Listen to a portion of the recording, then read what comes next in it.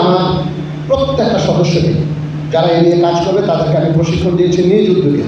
এই হচ্ছে মাননীয় প্রধানমন্ত্রীর কমিটমেন্ট, আমাদের সামনে চলার গাইডলাইন, ন্যায় বিচার, সাম্য, অন্তর্ভুক্তিমূলক সমাজ। এখানে বিএনপি নেতা কর্মীরা কমিটমেন্ট করে গেলেন যে ওনারা থানার কোনো কাজে অবৈধ তদবির করবেন না। আমি আমার জায়গা থেকে বলছি, আমি তো নই, আমার কোনো সহকর্মী থানার কোনো কাজে অবৈধ তদবির শুনবেন না। আমি এই অঞ্চলের এমপি মহোদয়কে ব্যক্তিগতভাবে জানি, দীর্ঘ সময়ে এমপিত্ব উনি যে দায়িত্ব পালন করেছেন, এই সময়ে কখনো গুণাক্ষরেও এই কলাপাড়া কোনো বিষয়ে এমন কিছু বলেননি যেটা কোনোভাবেই এটা বেআইনি হবে। ওনার সাথে আমার একাধিকবার কথা, আমি ওনাকে যেহেতু চিনি, আমি ধরে নিই যে ওনার অনুসারী ছাত্র, ওনার দলের অনুসারী, তারাও সেই আদর্শে বিশ্বাসী। কোনোভাবেই আপনারা থানায় তদবির করবেন না। সেই তদবিরটা করলে আপনারা হয়তো আমাদের জায়গাতে সম্মানের জায়গাটুকু হারাবেন। থানার প্রতি কমিটমেন্ট, আমার নির্দেশনা থাকবে অফিসার ইনচার্জ যারা আছেন, অবশ্যই আমরা তাদের সাথে কাজ মিলিয়ে কাজ করব সরকারের এজেন্ডা বাস্তবায়নের জন্য, বাট অবৈধ কোনো তদবির শোনার জন্য নয়। ক্ষমতা সেটা জনগণের আমানত। জনগণ যেদিন মনে করবে যে এই আমানত আমাদের উপর দেওয়ার আর প্রয়োজন নেই, সেদিন আমার কোনো ক্ষমতা থাকবে না। অন্যদিকে জনগণও এটা বুঝেছে, একটা দেশের স্থিতিশীলতার জন্যে, উন্নয়নের দিকে ধাবিত হওয়ার জন্যে আইন শৃঙ্খলা রক্ষাকারী বাহিনী কতটুকু জরুরি।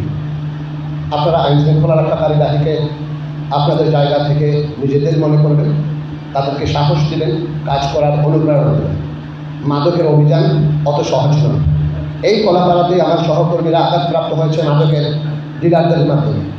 ফলে আপনাদের মাধ্যমে যদি তারা প্রশংসিত না হয়, সাপোর্ট না হয়, না পায়, তাহলে এই অভিযানগুলো করা খুবই কঠিন। আমরা আপনাদের কাছ থেকে সেই প্রত্যাশা করব। যেহেতু সরকারের কমিটমেন্ট মাদকের বিরুদ্ধে, আমি এই জেলায় গত 2 মাসে নির্বাচিত সরকারের অধীনে কাজ করার, মাদকের বিরুদ্ধে মন দিয়ে কাজ করার সুযোগ পেয়েছি। এই পর্যন্ত আমরা যতজন মাদক ব্যবসায়ীকে আমরা অ্যারেস্ট করতে পেরেছি, আমরা তালিকা প্রকাশ করেছি। এখানে কোনো বক্তা বলেছেন তালিকা প্রকাশ করার জন্য, আমরা ইতিমধ্যেই 22 থেকে 25 জন শীর্ষ মাদক ব্যবসায়ীর তালিকা তৈরি করেছি, যারা ঢাকা থেকে সরাসরি মাদক এই জেলায় নিয়ে আসে। এখনও পর্যন্ত আমরা আপনাদের নথিপত্রের যে সিন্ডিকেট, সেই সিন্ডিকেটের অন্ধকারে আছি। আমরা এই জায়গা থেকে আপনাদের হেল্প প্রত্যাশা করব যে আমাদেরকে এই সিন্ডিকেটটা আগে শনাক্ত করতে হবে, এই সিন্ডিকেট বন্ধ করতে হবে, না হয় এই অঞ্চলে মাদক প্রবেশ করানো খুব বন্ধ করা খুবই কঠিন। আমরা চাবো যে 21 থেকে 25 জন আমরা শনাক্ত করেছি, তারা কোনো মতেই এই এলাকায় মাদক ব্যবসা করতে পারবে না। সেই পদক্ষেপ আমরা নেব। তার অ্যাকাউন্টে কিন্তু ডলার যোগ হচ্ছে এই ভিডিওর কারণে।